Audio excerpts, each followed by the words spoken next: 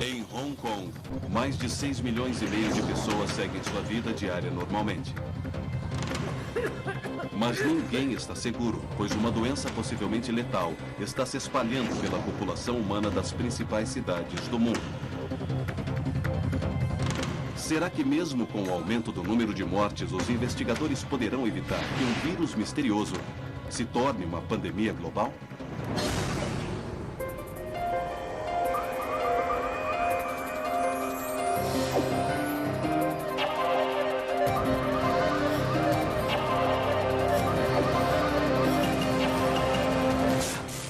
Epidemias. Um vírus desconhecido. Em fevereiro de 2003, começam a circular boatos sobre uma misteriosa doença que poderia estar se espalhando pela província de Guangdong da China. Pressionado pelas organizações de saúde, o governo chinês afirma que a causa do surto é uma pneumonia atípica. Em Hong Kong, o professor virologista Malik Pieres monitora a situação de perto.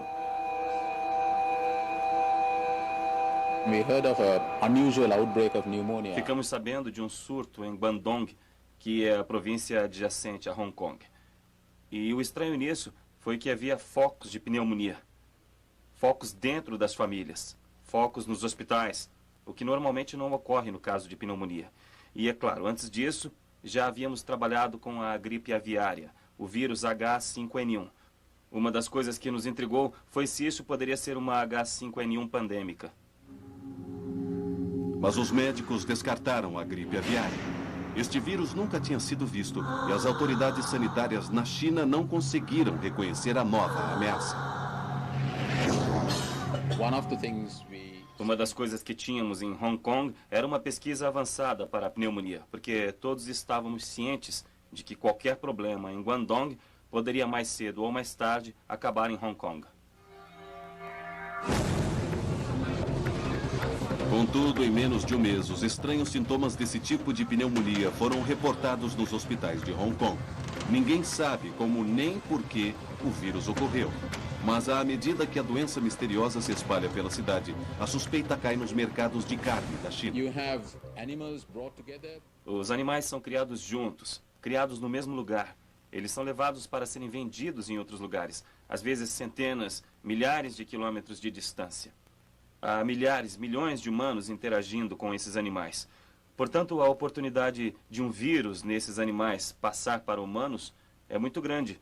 E uma vez que a transmissão interespécie ocorre, a transmissão de humano para humano é multiplicada várias vezes pela intensidade das viagens e movimentos de humanos. Portanto, estes são os fatores que se predispõem aos surtos.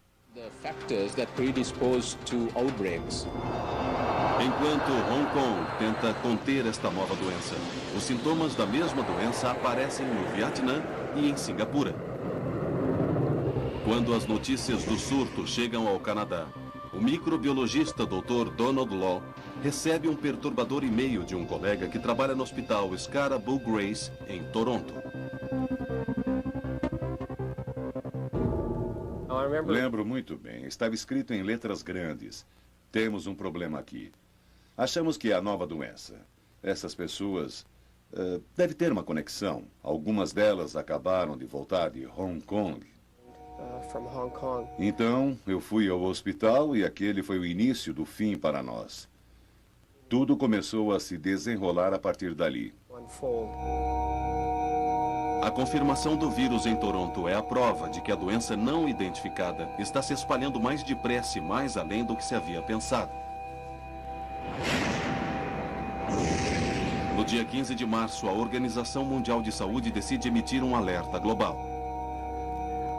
O chefe do Programa de Doenças Comunicáveis da OMS na época era o Dr. David Heymann. O que mais preocupa sobre a nova doença não é o que já se conhece, mas sim o que ainda não é conhecido. Há um completo vazio nas informações que temos sobre essa nova doença. E foi isso que as equipes em Hong Kong começaram a fazer. Determinar quem estava doente, quando a doença estava ocorrendo, onde e por que ela estava ocorrendo. Sem muita informação sobre a forma de disseminação desse vírus, o Departamento de Saúde de Hong Kong deu início a uma investigação com o objetivo de descobrir a fonte do surto. Estávamos tentando localizar essa doença incomum, investigando todos os pacientes em Hong Kong que haviam contraído pneumonia severa sem nenhuma explicação. E, é claro, estávamos nos concentrando principalmente nas pessoas que haviam viajado recentemente para a China. Na terceira semana de março, a equipe de investigadores fez uma descoberta vital.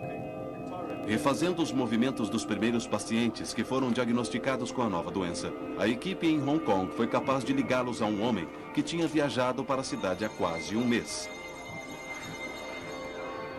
No dia 21 de fevereiro, um ônibus levando uma carga mortal saiu da província de Guangdong em direção a uma das cidades de maior população do mundo, Hong Kong.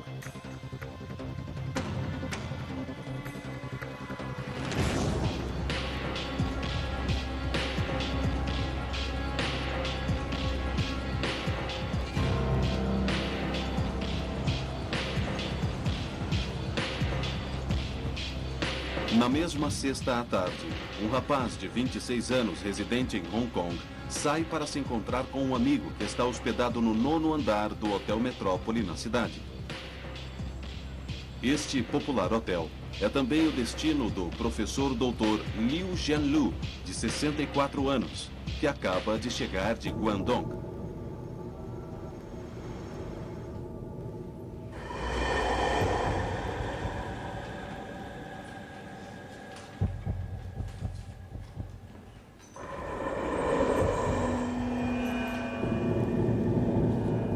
No momento em que o Dr. Liu passa pelo corredor em direção ao quarto 911 no 9º andar, ele está apresentando todos os sintomas de uma doença que vem afetando pacientes em um hospital em Guangzhou.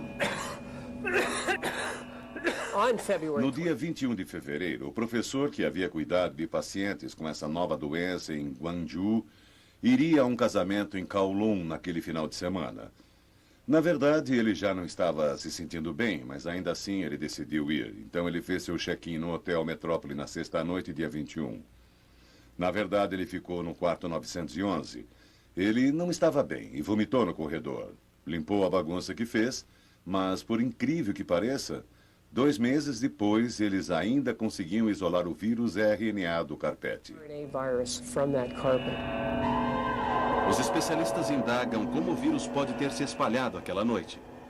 Uma das possibilidades seria dele ter sido transportado através do ar, devido ao sistema de ventilação do hotel estar soprando sobre o carpete. Porém, o que ficou claro foi que qualquer hóspede que recebia a chave de um quarto no 9º andar estava entrando nas mãos de uma assassina silenciosa. Sua reserva está confirmada. Você está no 9º andar. 9º andar? Aproveite sua estada à esquerda, por favor. Obrigado.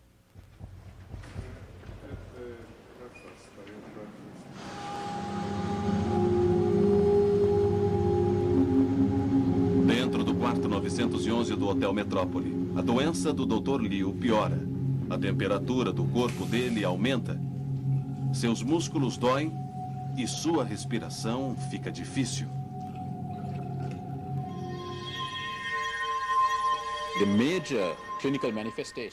As principais manifestações clínicas são de pneumonia, e o que mata os pacientes é a pneumonia. Mas, para nossa surpresa, descobrimos que o vírus não estava presente apenas no trato respiratório ou nos pulmões.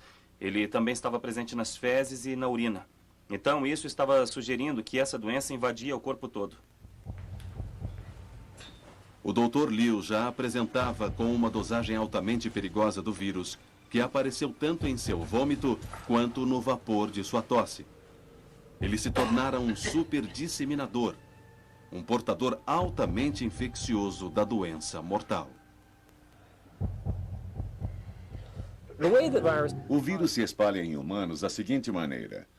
É preciso que o trato respiratório da pessoa esteja exposto, porque é ali que o vírus será capaz de invadir algumas de nossas células que são encontradas nas vias respiratórias superiores e depois se multiplicar de célula para célula, acabando por causar uma pneumonia.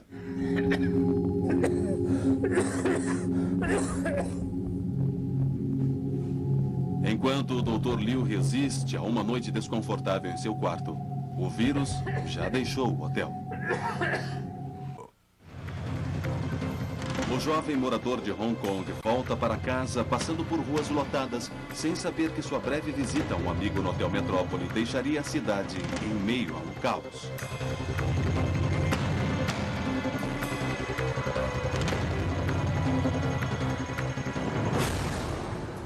No mesmo final de semana, os hóspedes do 9º andar se preparam para deixar o hotel. Kwan Sui-Shu, residente no Canadá, faz as malas e retorna para sua casa em Toronto. Johnny Chen continua sua viagem de negócios ao sudeste da Ásia. O Dr. Liu decide não ir ao casamento para procurar ajuda médica no hospital local.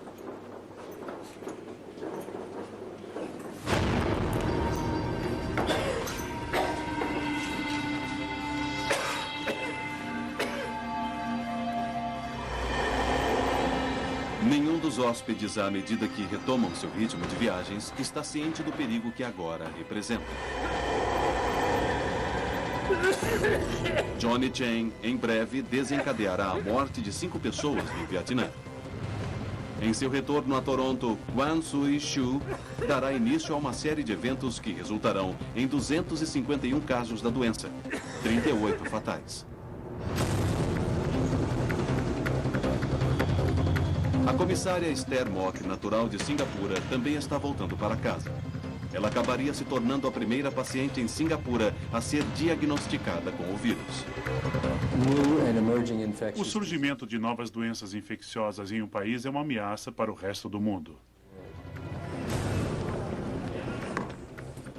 Uma pessoa infectada no lugar certo, na hora certa, pode fazer a doença se espalhar pelo mundo.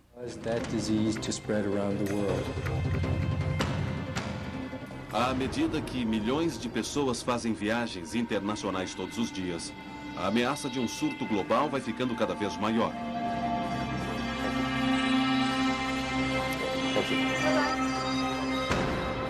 De Hong Kong, um grupo de indivíduos acima de qualquer suspeita, relacionados entre si apenas pelas circunstâncias, ameaça causar uma grande tragédia humana e econômica. Durante apenas um final de semana, uma doença mortal e desconhecida atravessa a fronteira e fuso horário, e enquanto isso ocorre, ninguém nota sua disseminação. Poderia ser este o começo da primeira pandemia global do século XXI?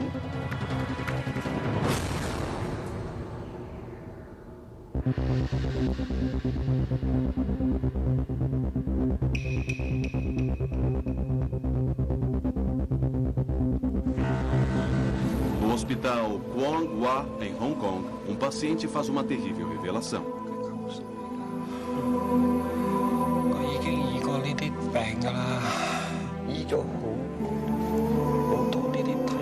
Ao dar entrada no hospital, o Dr. Liu Jianlu conta que passou os últimos meses tratando de uma doença misteriosa na província de Guangdong.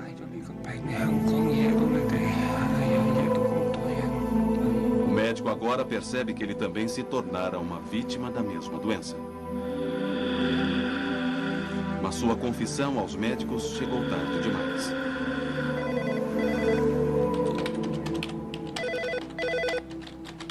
Seis dias depois, no Vietnã, o Dr. Carlo Urbani recebe um telefonema de um hospital francês em Hanoi.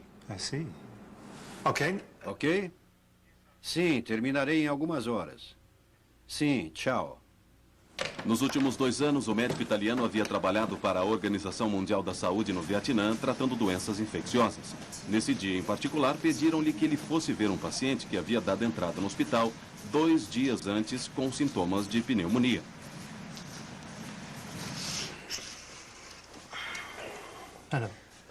Até agora, os tratamentos de praxe haviam falhado.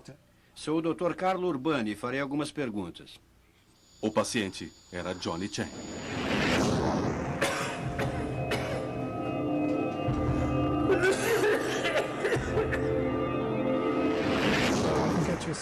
Depois de chegar ao Vietnã a negócios, Chen havia desenvolvido uma febre alta. Quando o Dr. Urbani chega ao hospital de Hanoi, Chen já está lutando para respirar.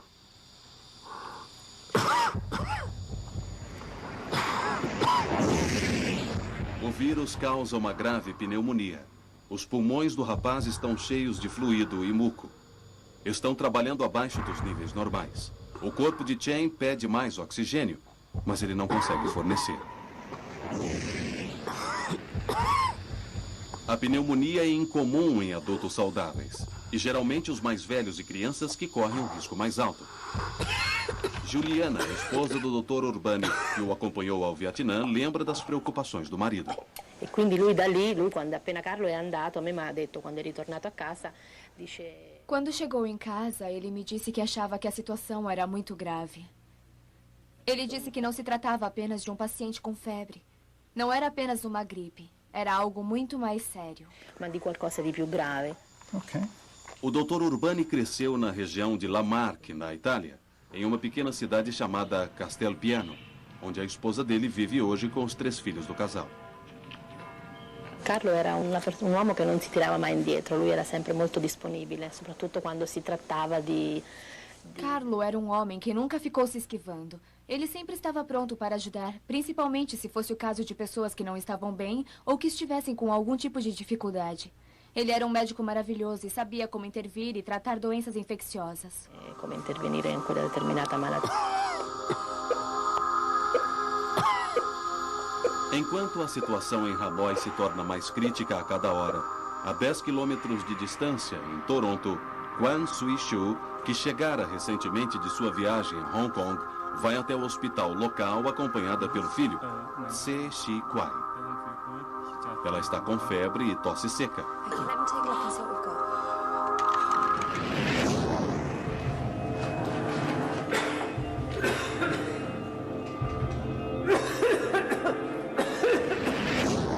Um médico local a examina. Sem saber do surgimento de nenhuma doença, ele não tem muitas razões para se preocupar com esses sintomas. Deixa eu examinar seus pulmões.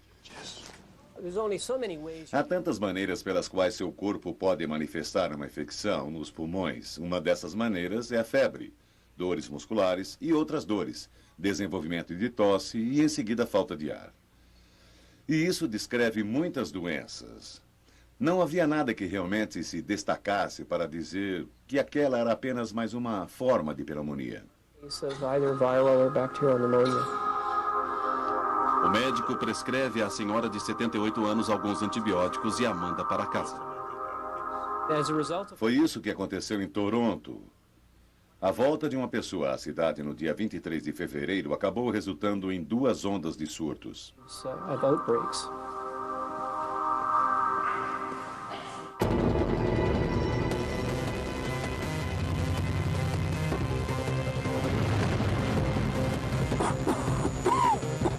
No Vietnã, o Dr. Urbani manda que os funcionários tomem medidas para evitar a disseminação da infecção.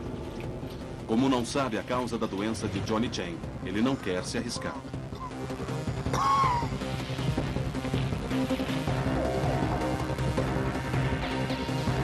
Mas já é tarde demais. Dias depois, metade dos funcionários do hospital desenvolverá sinais da doença. A situação está ficando fora de controle.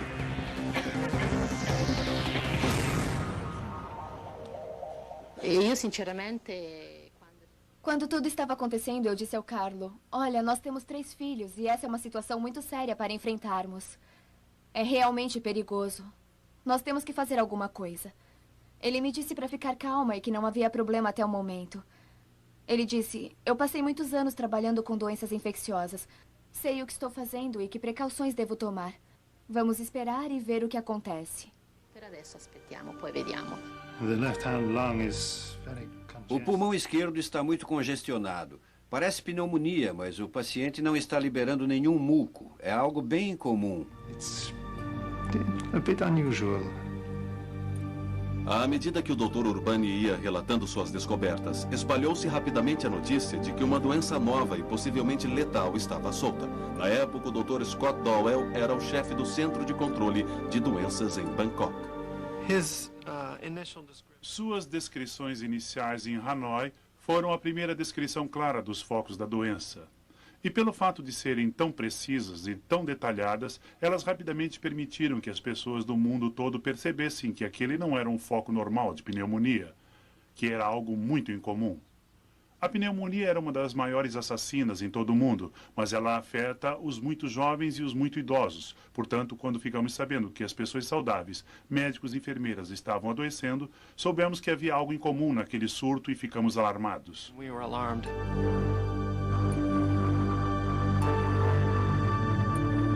À medida que o Dr. Urbani trabalha dia e noite para conter o surto, no Canadá, a doença varre a cidade silenciosamente. 10 dias depois de voltar de Hong Kong, Kwan Sui-Shu morre em casa, na periferia de Toronto.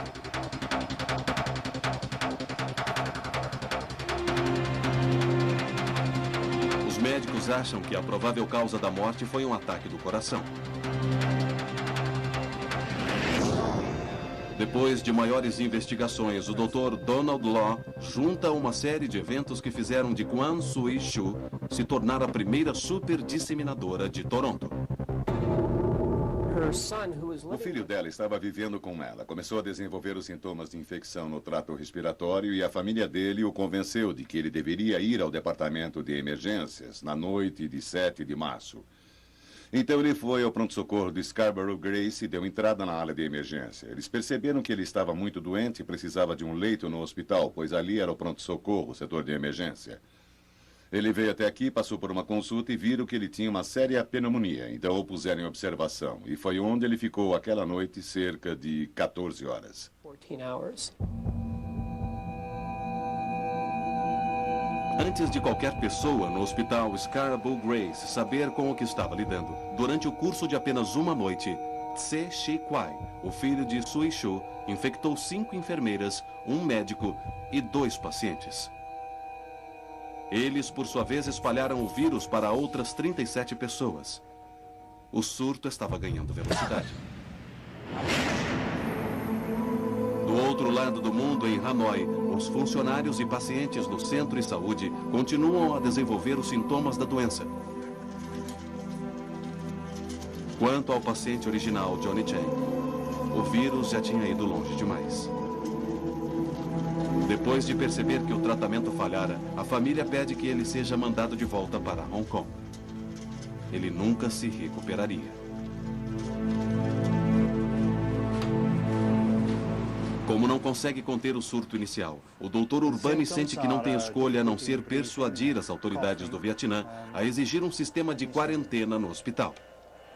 É uma atitude extraordinária, com grandes consequências, tanto políticas quanto econômicas, mas que evitaria a futura disseminação da doença entre a sociedade do Vietnã.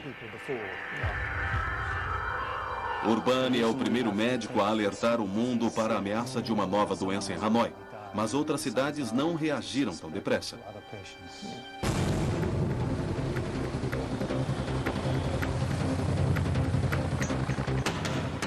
Em Hong Kong, 2 semanas depois da passagem do Dr. Liu pelo Hotel Metrópole, os efeitos do vírus começam a ser notados.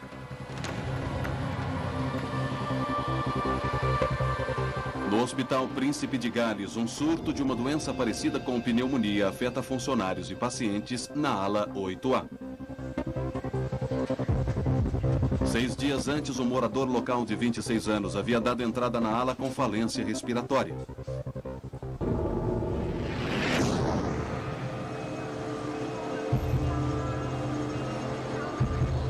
O médico encarregado das doenças respiratórias no hospital era o professor Hui. Vou lhe mostrar o primeiro raio-x que foi tirado quando ele chegou. Dá para ver que a área em cima do lado direito está opaca. Então ele estava sofrendo de uma pneumonia leve. Depois de somente 3 dias após ter dado entrada no hospital, ele piorou tanto, ficou com tanta falta de ar que precisamos lhe oferecer um fluxo altíssimo de oxigênio. E naquele ponto, ele estava com tanta falta de ar que até mesmo para se alimentar e urinar ele precisava de ajuda dos enfermeiros. Eu vou lhe mostrar o raio-x. Na maior parte do pulmão esquerdo dá para ver a pneumonia. Dá para ver a área branca e apenas a parte de cima do pulmão foi poupada. Então, nesse ponto, ele estava com uma grave falência respiratória. Em apenas uma semana depois do primeiro caso ter dado entrada no hospital, os funcionários da ala 8A começam a desenvolver os sintomas da mesma doença. Enquanto o hospital tenta isolar o surto, fora dele, a vida em Hong Kong corre normalmente.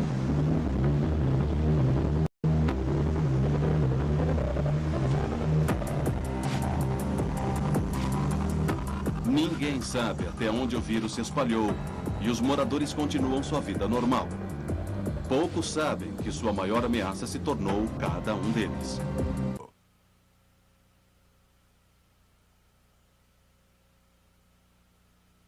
A doença está mais uma vez em movimento. Dessa vez, ela ataca um homem que tinha trabalhado como ninguém para combater o vírus.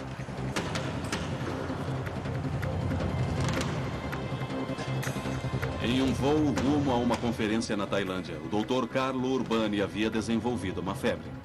Quando chegou ao aeroporto de Bangkok, ele já sabia que estava apresentando sintomas da doença. Ele liga imediatamente para seu colega Scott Dowell, que iria recebê-lo no aeroporto. Acho que você deve tomar essa precaução. Acabei de chegar e estarei aqui. Concordamos imediatamente que precisávamos mandar uma equipe ao aeroporto, de modo que ele pudesse ser levado sem demora do aeroporto até o Hospital de Doenças Infecciosas, onde poderíamos tratar dele em segurança. Eu falei com ele sobre o que ele achava, sobre que tipo de equipamento de proteção deveríamos ter no hospital. Eu disse a ele que deveríamos ter aventais, luvas, máscara para todos, uma área isolada. Ele disse, olha, fizemos tudo isso em Hanoi. Acho que estou doente. Tivemos outras pessoas doentes. E ele estava muito preocupado com sua própria saúde e com a possibilidade de transmitir o vírus para outras pessoas. Eu sou médico em Hanoi. Não estou bem agora. Estou com febre. Estou com dificuldade. Preciso de isolamento imediato. Para Juliana, a esposa do Dr. Urbani, aquela era a notícia que ela estava temendo durante semanas. Lui mi diceva, guarda, è stanchezza, io sono molto stanco. Ele me disse, olha, não se preocupe, isso vai passar logo. Eu senti que isso era algo diferente. Mas à medida que os dias passavam, a situação piorava. E então eu percebi que ele tinha contraído a doença. Aveva contratto, insomma, questa malattia. Enquanto o Dr. Urbani se tornava a mais recente vítima de uma doença para a qual não havia nenhuma cura conhecida, no dia 17 de março, a Organização Mundial de Saúde convocou 11 importantes laboratórios em 9 países para formar uma rede com o objetivo de encontrar a causa da doença. Um número sem precedentes de laboratórios internacionais dividiu dados e coordenou suas descobertas. Seu objetivo era identificar o vírus no centro do surto. Eles estavam chamando a doença de SARS, Síndrome Respiratória Aguda Grave. Olhamos pelo microscópio de elétron e vimos que se tratava de um vírus. E olhando melhor, com base na forma e no tamanho dele, parecia que um coronavírus era o candidato mais provável. Mas não era nenhum dos coronavírus do qual já tínhamos ouvido falar até o momento. Há coronavírus em humanos, em animais, mas esse vírus parecia diferente de todos.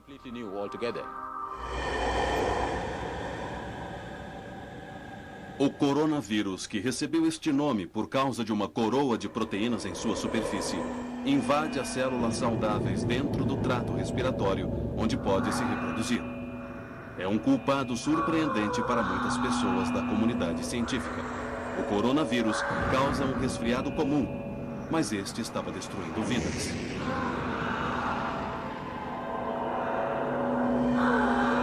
O sistema imunológico do Dr. Urbani agora está tão fraco e seus pulmões tão tomados pela pneumonia que um tubo de oxigênio é tudo o que o mantém vivo. Enquanto o mundo acorda para a ameaça da SARS, as autoridades da saúde de todo o mundo trabalham contra o relógio para conter a doença. Mas no último mês, a SARS se multiplicou sem ser notada e a lista das pessoas possivelmente expostas aumenta diariamente. Durante séculos, a humanidade vem tentando combater a disseminação de doenças e o vírus tem sido um de nossos inimigos mais mortais.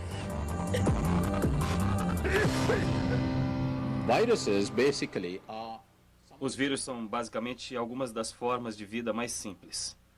Na verdade, eles mal vivem, estão à margem da vida. Eles contêm pacotes de informações genéticas, mas não têm um maquinário para traduzir a informação genética em ação. Eles precisam infectar uma célula para fazê-la trabalhar para eles. Tudo o que os vírus estão tentando fazer, assim como outras formas de vida, é perpetuar sua espécie.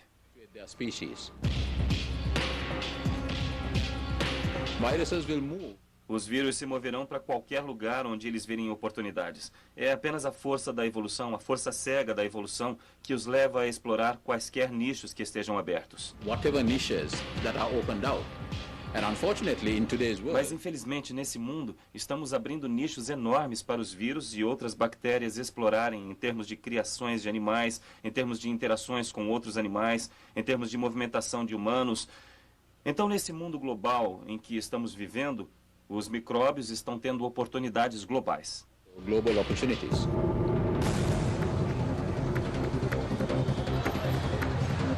No final de março, Hong Kong está em alerta total.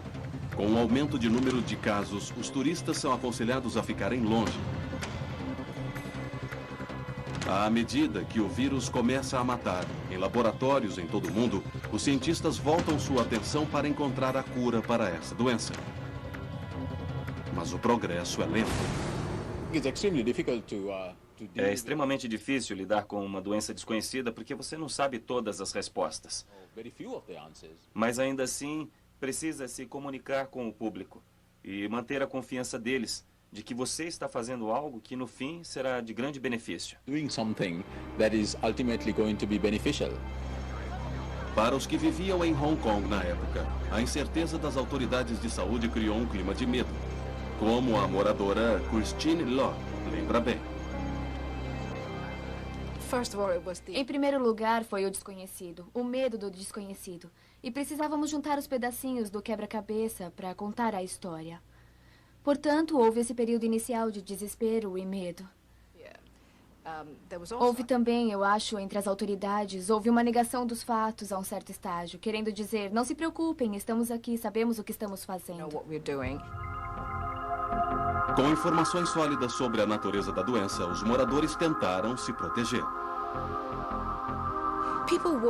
As pessoas usavam máscaras porque era uma das coisas que elas podiam fazer quando sentiram que não tinham controle da doença.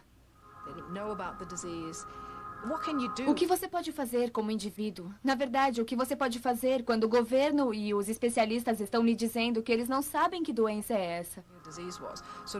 Uma das coisas era usar uma máscara. Então, de repente, todos estavam usando máscaras. Todos estavam de máscara. Hong Kong se tornou uma especialista em quantos tipos diferentes de máscaras havia. Com que frequência precisavam ser trocadas. Que tipo as crianças precisavam usar. Se deveríamos estar usando máscaras com oxigênio e assim por diante. Então, essa imagem começou a circular mundo afora. Hong Kong parece fazer parte de uma cena de um filme de Hollywood. Mas apesar das tentativas de conter a doença, o vírus continua a se espalhar. Uma simples tosse poderá significar a diferença entre a vida e a morte. Em Toronto, o surto atinge as manchetes nos jornais. Os hospitais estão superlotados com novos casos da doença. A cidade foi classificada como área infectada e os negócios estão sofrendo. Alan Bonner, um consultor de riscos, observa a história se desenrolar na cidade onde mora. Inicialmente, houve muita informação errada. A mídia dava qualquer informação que eles tinham e, geralmente, eram informações realmente boas, mas perdidas em um vácuo. Porém, nesse caso, eles encontraram um policial que não se identificou, mas que disse que poderia haver milhares de mortes como resultado daquele surto. O que sabemos é que as fotos dramáticas ou os relatórios da mídia têm a tendência de aumentar o medo que já existe. Se você está vivendo em Londres, Los Angeles ou Tóquio ou em qualquer outro lugar e está pensando em vir para Toronto para passar as suas férias, mas vê alguém na televisão usando máscara, essa imagem vale mais do que 1000 palavras. Há uma tendência em pegar a experiência que Toronto teve com a SARS para aumentar o medo que já existe até que ele se torne real. O medo em Toronto foi exagerado porque os hospitais que estavam tentando tratar de pacientes com SARS estavam se tornando solos de procriação do vírus. Uma das épocas mais difíceis para nós que estávamos lidando com o surto foi quando começamos a ver nossos colegas ficarem doentes. 40% dos casos em Toronto eram de funcionários da saúde. Foi difícil, pois estávamos pedindo às pessoas para cuidar de pacientes com essa nova doença, mas que dependiam delas para protegê-las. E quando vimos que elas estavam adoecendo, apesar de nossos esforços, foi desesperador. Foi incrivelmente difícil para a nossa moral, e o mais assustador foi que os funcionários da saúde continuavam a executar suas funções. Eles continuavam a ir para o trabalho e a cuidar dos pacientes com SARS.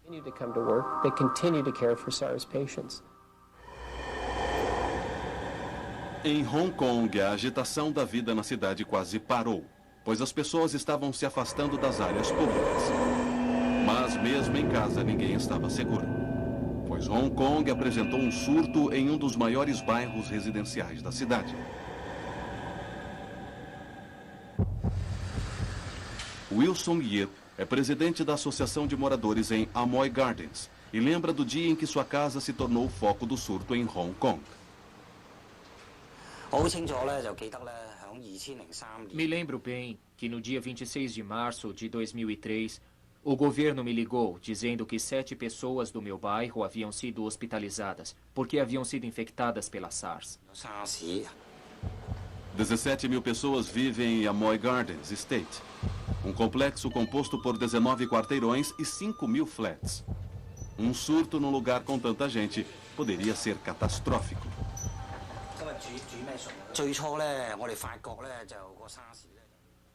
No começo, a SARS foi detectada no quarteirão.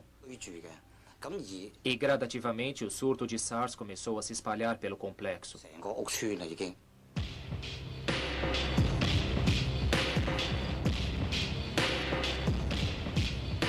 A doença havia chegado a Amoy Gardens uma semana antes, quando um homem de 33 anos veio ficar com um irmão na torre do Bloco E.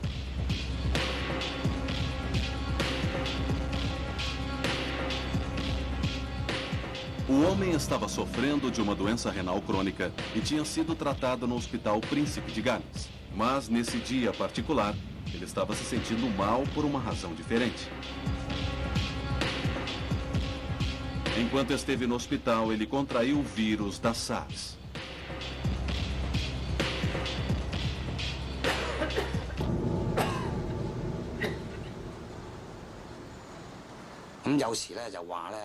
Algumas pessoas disseram que o vírus estava se espalhando pelo ar. Algumas pessoas disseram que ele vinha da água da torneira. E outras disseram que ele se espalhava quando a pessoa infectada falava. Houve vários boatos. Porém, o que mais intrigava as autoridades era a extensão e o tamanho do surto. Como o primeiro portador de SARS estava sofrendo de diarreia, os investigadores acreditavam que o sistema de esgoto no Bloco E pode ter contribuído para o surto. Os vírus contidos nas fezes dentro do esgoto podem ter se convertido em um contágio pelo ar, espalhando-se através do sistema de fluxo de ar que circula por todo o quarteirão. Naquela época, Amoy Garden poderia ter sido descrita como uma cidade morta.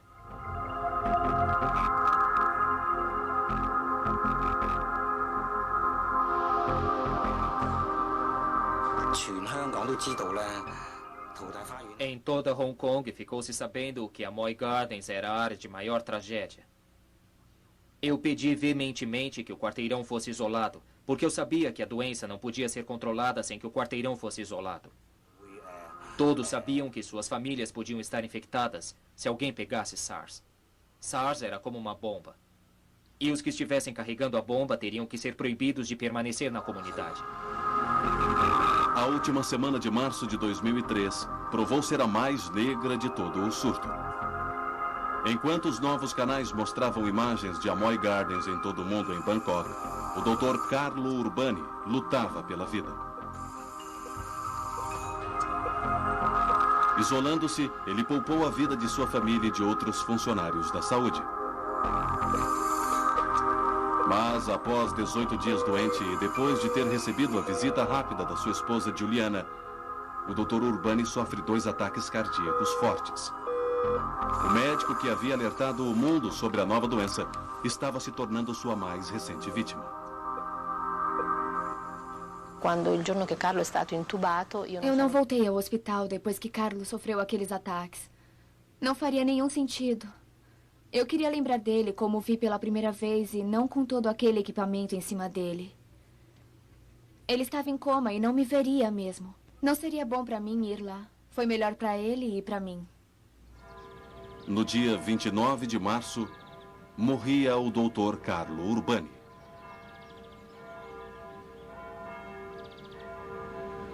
Juliana e seus filhos voltaram à Itália. Ora, quando Carlo è morto, lui si era reso conto. Quando Carlo morreu, eu percebi que coisa tão positiva ele tinha feito. Era conoscenza. Ele mesmo havia percebido quanto tinha ajudado as pessoas. Però i medici stessi, insomma, gliel'hanno detto. Os próprios médicos disseram que, graças a ele, a vida de muitas pessoas tinha sido salva. Sono salvate. Lui ci ha lasciato tante cose belle, cioè noi ce l'abbiamo. Ele deixou muita coisa boa para trás. Nós temos muitas lembranças, mas eu ainda o sinto perto de mim, me ajudando nessa nova jornada. Questo nuovo cammino. A coragem do Dr. Carlo Urbani durante o primeiro mês de SARS fez dele um herói internacional, tanto na Itália quanto no Vietnã. Ao mesmo tempo em que a mãe dele, Maria, chora a morte do filho, ela encontra conforto no fato dele ter salvado tantas vidas. Uma coisa que me preenche é o orgulho pelas coisas que meu filho conseguiu e sentir que sua vida não foi em vão. Seu espírito vive no trabalho que ele fez pelas pessoas. Isolando o hospital em Hanoi, o Dr. Urbani garantiu que o Vietnã escapasse de um surto tão sério de SARS. O Vietnã mais tarde se tornaria o primeiro país a ser retirado da lista da Organização Mundial de Saúde de países infectados. Antes de sua morte, o Dr. Urbani pavimentou o caminho para outros profissionais da saúde seguirem.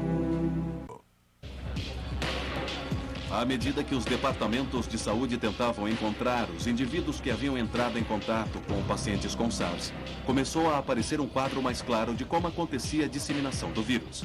O medo de uma contaminação fácil pelo ar não estava se materializando. Os especialistas perceberam que o vírus não era tão infeccioso como se pensava. Só este fator ofereceu uma linha de vida importante. Felizmente, quando olhamos para a SARS, vimos que tivemos sorte. Conseguimos contê-la porque ela não era tão infecciosa, afinal. O local onde ela era realmente infecciosa era o hospital, onde havia pacientes doentes com SARS e com um alto número de vírus em seu trato respiratório.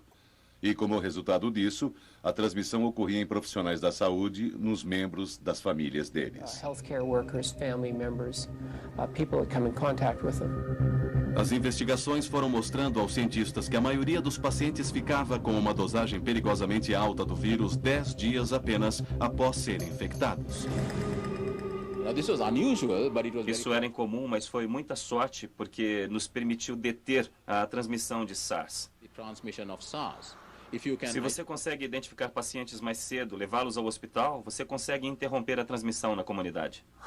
Se o vírus da SARS fosse mais contagioso, então poderíamos ainda estar contando os mortos por SARS. Foi muita sorte que a velha prática da quarentena tenha resultado no acentuado declínio no número de novos casos em maio e junho de 2003. Ainda não foi encontrada uma cura para a SARS, mas 90% dos pacientes infectados se recuperaram quando tratados com antivirais e antibióticos adequados.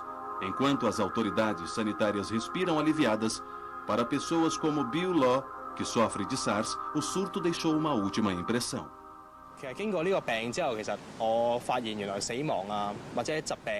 Depois de pegar essa doença, eu percebi que é difícil prever as doenças e a morte. Em muitos casos, elas estão fora de controle. Tenho pouco controle sobre minha vida, mesmo quando ela está sendo ameaçada de ser destruída.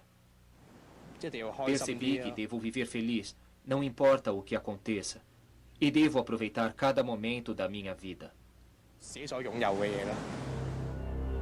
Em apenas 7 meses, desde novembro de 2002, mais de 8.000 pessoas em 32 países foram infectadas pelo vírus da SARS.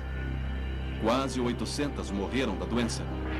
Mas em julho de 2003, no final de 7 meses, os departamentos de saúde tinham conseguido deter a transmissão da SARS e, sem mais nenhum caso ter sido reportado, o surto finalmente foi contido.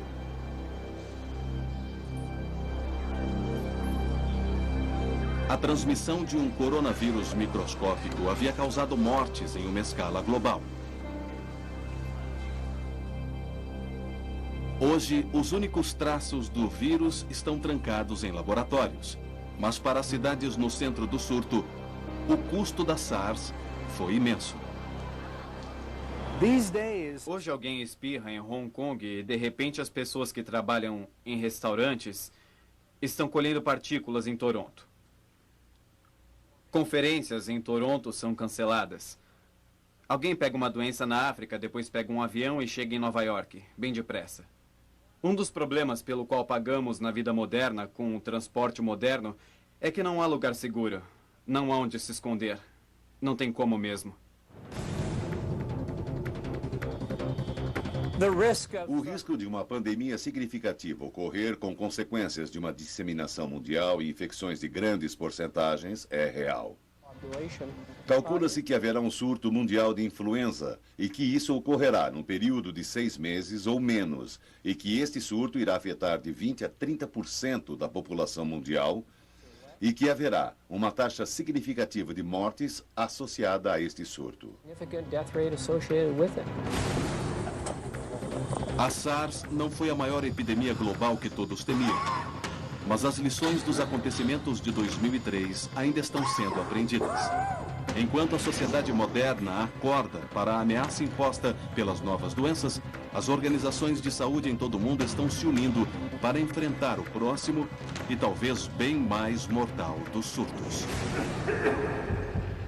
Versão brasileira Centauro.